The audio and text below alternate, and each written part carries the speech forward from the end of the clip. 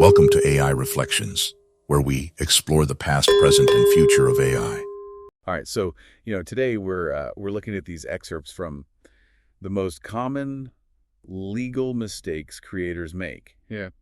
And how to avoid them. Yeah, it seems like such a dry topic, but it's It is. super important. Yeah, this is about giving you the tools that you need to really protect yourself as a creator. Yeah, not even just protection, but thriving. This is setting yourself up to be a creator for the long haul. Yeah, exactly. Not having to constantly worry and look over your shoulder all the time. Yeah, and you can't escape it. This stuff is everywhere. The source material we've got, it talks about everything from LLCs to brand deals to crypto endorsements. Yeah, even crypto. It's crazy. So, let's kind of lay some groundwork. What are the essential legal protections that pretty much every creator needs to know about? Well, first off, you got to think about the LLC, the limited liability company. Okay. It's kind of like a wall between your personal stuff, your house, your car, and then your business stuff. Right. So if something goes wrong with your business, they can't come after your personal assets. Right. And I think a lot of people think, oh, that's just for big companies. But this source material actually talks about a client who almost went bankrupt from a lawsuit and they hadn't done anything wrong. Yeah, it's so common, and it doesn't even take that much money coming in to justify an LLC. I mean, even a couple $1,000s a year makes it worth looking into. Oh, wow. Okay. Yeah. So LLC is like protecting yourself from the unknown. Mm-hmm. What about contracts? Where do those come in? Contracts are really about clarity. Okay. About putting agreements down in writing, especially when you're working with other people. Doesn't matter if it's a big production company or somebody on Fiverr. Right. Write it down. There was a crazy story in here about creators who were trying to claim ownership of content that other people made just because there wasn't a contract. Happens all the time. You got to define the payment, who owns what at the end. It's protection for everybody. Okay, so no more handshake deals. Got it. Intellectual property now. That's protecting your creative babies. Yeah. I always thought ideas are automatically protected legally. It's tough. Raw ideas are tough to protect. It's when you have a tangible expression of that idea that you can really start talking about protection. So, I'm assuming my YouTube videos, they're copyrighted, right? YouTube, yeah, they have automatic copyright protection for your videos. But trademarks, that's where you got to be thinking about your brand names, logos, even catchphrases that make you. Okay. Those need trademarks. There's a story in here about a creator whose catchphrase went viral, and then someone else almost stole it because it wasn't trademarked. That's brutal. It happens. It's your work. You got to protect it. Yeah. So early trademark, often I'm hearing. Yeah. Okay, so that's all, kind of for solo creators. What about when you start collaborating with other people? Things get more complicated, right? Absolutely. It can be awesome to work with other people, but without a clear legal framework, it can go south real fast. Yeah. That's where partnership agreements come in. I can see how that would get messy. I mean, this source talks about creators starting channels with their friends, having a falling out, and then this huge legal battle over who owns the channel because there was no agreement in place. Seen it firsthand way too many times. Emotionally draining. Often no easy resolution. So it's like a prenup for your creative business. Basically, you're outlining ownership decision-making and what happens if you decide to part ways. Okay, makes sense.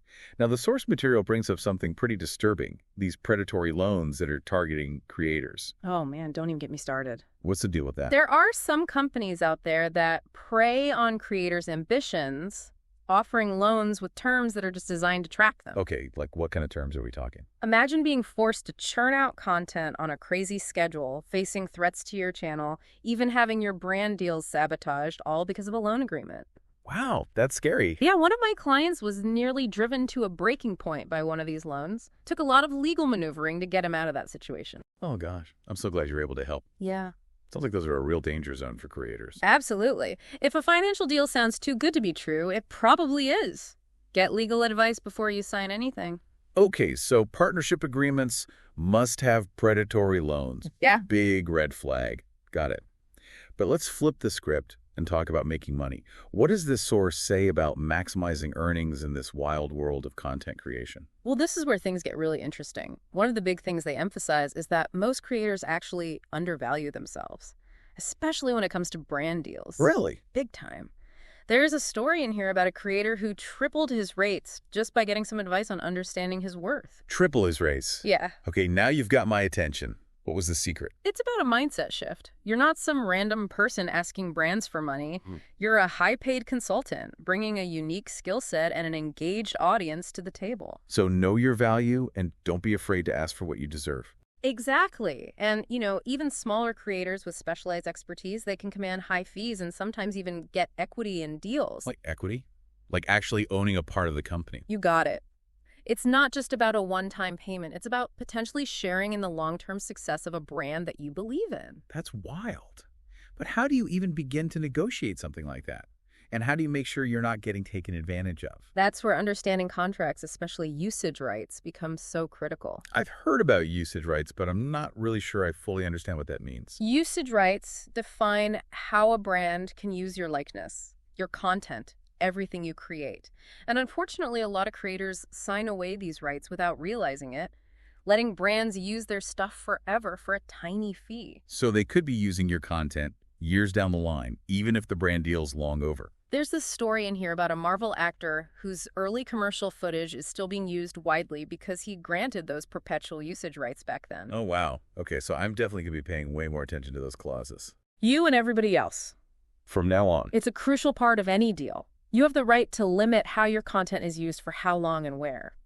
Don't be afraid to negotiate. So know your worth, understand usage rights, and don't settle for less. Got it. You're getting it. All this talk about brand deals makes me think about the FTC guidelines. Didn't the Kardashians get in trouble for something like that? Oh, yeah. Big time. The FTC, they're serious about cracking down on influencers who aren't transparent about their brand relationships. So let's talk about that FTC guidelines disclosures. Where do people tend to mess up? The biggest mistake is under-disclosing. The FTC is all about transparency. They want your audience to clearly understand any connection you have with a brand. So that means being upfront about sponsored, content-free products, even affiliate links. All of it. And it can't just be a tiny hashtag buried somewhere. Those disclosures have to be easy to spot and understand. The multiple disclosures in multiple places. You got it. YouTube paid promotion box, saying it in your video, having it on screen, including it in your description. Over-disclosing is always better than risking the wrath of the FTC. Well, the Kardashians getting fined for not properly disclosing those crypto promotions is a pretty good reminder of that. Definitely. And it's not just about avoiding fines. It's about building trust with your audience, which is the foundation of any successful creator business. Speaking of transparency, what about affiliate links? I've seen some people online saying they're not sure if YouTube's paid promotion box applies to those. That's a good question. To be honest, there's some ambiguity around that specific issue. I'll need to do a little more research to give you a definitive answer on that one. Okay, so we'll leave that as a little cliffhanger for now. Yeah. But the big takeaway is, when in doubt, over-disclose. Absolutely. Transparency is paramount. Speaking of navigating a complex landscape, are you ready to dive into the wild world of cryptocurrency? Now things are getting really interesting. Okay. Potentially risky. Let's unpack it. Crypto, a minefield for creators. What are the big things creators need to watch out for? This is where you got to be super careful. The source material really highlights the risks involved with promoting crypto, especially scams and those rug pulls where projects just vanish overnight, leaving investors with nothing. Yeah, we've seen some big creators like Logan Paul and Andrew Tate facing backlash and even legal trouble over their crypto promotions. And then there's the whole FTX debacle that really showed just how volatile this market can be. Even projects that seem rock solid can collapse. So what's your advice for creators who get approached about promoting crypto? First and foremost, don't just jump at the first big paycheck you see. Do your research, thoroughly vet any project you're even thinking about endorsing. So due diligence is everything when it comes to crypto. Absolutely. Remember, your reputation is on the line. Talk to advisors, do your research, understand the risks before you even think about promoting anything in this space. Wow. This has been a whirlwind. We've covered so much already, from protecting yourself legally to understanding your worth to navigating this crazy world of crypto. And we're just getting started. There's so much more to explore. We'll be back with part 2 of this deep dive, picking up right where we left off. So stay tuned. Okay, so we're back, diving deeper into the most common legal mistakes creators make and how to avoid them. You know, I really want to make sure that people listening are equipped to handle this wild world of content creation. Yeah, and before we really jump back in, I think it's worth noting that these principles, like honesty, transparency, it's not just about crypto. It applies to like any product or service, Like any product that you're promoting. Right. It's about like making sure that your audience has like all the information they need. Right. And that you're not being misleading in any way. Exactly. Okay. Yeah. So, building the strong legal foundation, like right from the start it's like a safety net. It allows you to focus on like what you're actually good at. Right. Like creating. It's like that saying, an ounce of prevention is worth a pound of cure. Yes. Like spending a little time up front on the legal stuff can save you from so many headaches. Totally. I know we've like thrown a lot of information at you and it can be overwhelming. Yeah. But you don't have to like become a legal expert overnight. Yeah. It's just about taking it one step at a time. Yeah. And asking for help. Yeah. And like, finding those right resources, people to help you along the way. For sure. An attorney, a manager, even a community of other creators. Like you don't have to do it all yourself. Okay. That makes me feel better. Yeah. Yeah. Towards the end of this source material, the expert Tyler Shao, she shared some great tips about, how creators can really build a solid business. Yeah. Did any of those stand out to you? Yeah. I mean, her emphasis on like diversifying income streams and really leveraging audience engagement. Yeah. She had this great point about, creators needing to think of themselves as high-paid consultants, especially when they're negotiating brand deals. I think a lot of people, myself included, could benefit from that mindset shift. Totally. Yeah, instead of feeling like you're begging brands, you should be positioning yourself as an asset. Right. Like someone with a unique skill set and an audience that brands want to tap into. Right. You're not just asking for a handout. You're bringing something valuable to the table. Exactly. And for those, creators who are already, getting those big 5- and 6-figure deals, Tyler encourages them to start thinking about equity. Equity. Like owning a piece of the company? Yeah. I had no idea that was even a possibility. It's becoming more common, especially as we see more like collaborations between creators and startups. Oh, wow. Yeah. So it's not just about like getting that one-time payment. It's about sharing in the long-term success of a company you believe in. That's the idea. And it's about thinking long-term about your creator business. Yeah. Not just chasing short-term gains. Right. Do you remember this story she told about that tennis influencer? Yes. I love that example. That's like a perfect illustration, that you don't need millions of followers to land these lucrative partnerships. It doesn't matter what your niche is, like your knowledge is an asset. Even if you're just starting out. Yeah, and another great tip from Tyler is about engaging your audience directly. Ask them what products and services they're using. That's so smart. Right. Not only does it give you a ton of ideas for potential brand partnerships, but it shows your audience that you care about what they think. Win-win. And speaking of audience engagement, she talks a lot about building an email list. Yeah, the good old email list. I know it's important, but it always feels a bit old school in the age of social media. I get it, but social media platforms, they can change their algorithms. They could even disappear. True. An email list is something you own. It's yours. It's a direct line to your audience. It's like diversifying your income streams. Exactly. And that same principle applies to building your business as a whole.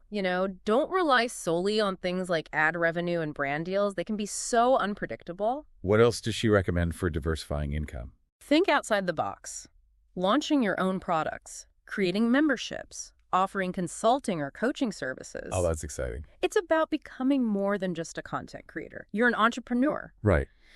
There's a story in here about how Tyler helped one of her clients launch a cereal brand. Oh, wow. Another client launched a press-on nail business. That's so cool. The possibilities are endless. So it just shows you there's so much potential for creators out there. Yeah. You just got to get creative. And it's about empowering creators, to take control of their careers, build businesses, and reach their financial goals.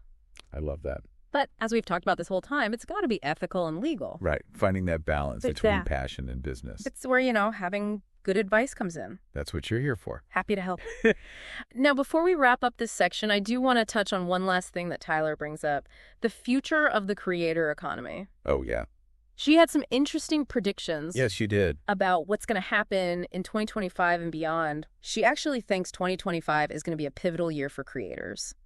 We're going to see even more opportunities as these traditional media companies and brands pour more resources into the creator space. She mentioned that she met a Hollywood producer who's like super eager to start his own YouTube channel. It's wild, right? The lines are blurring between traditional media and the creator economy. So creators who can adapt and innovate and understand the business side, they're the ones who are going to thrive. Yeah, she really encourages creators to embrace this change. Yeah.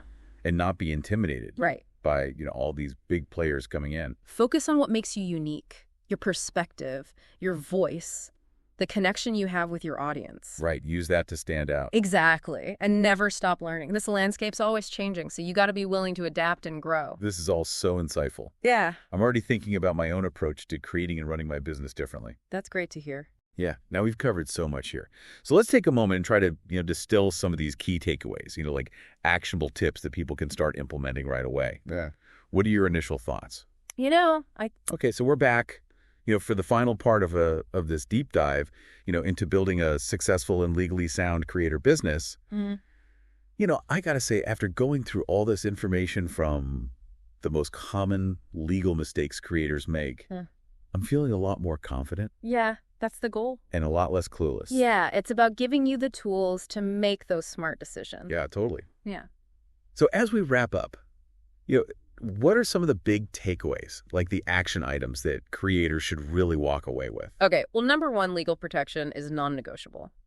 Like, don't wait for a problem to happen before you start thinking about LLCs, contracts, trademarks. Right. It's about building that foundation. From day one. Yeah, like on day one. Yeah. Think of it as an investment in your peace of mind.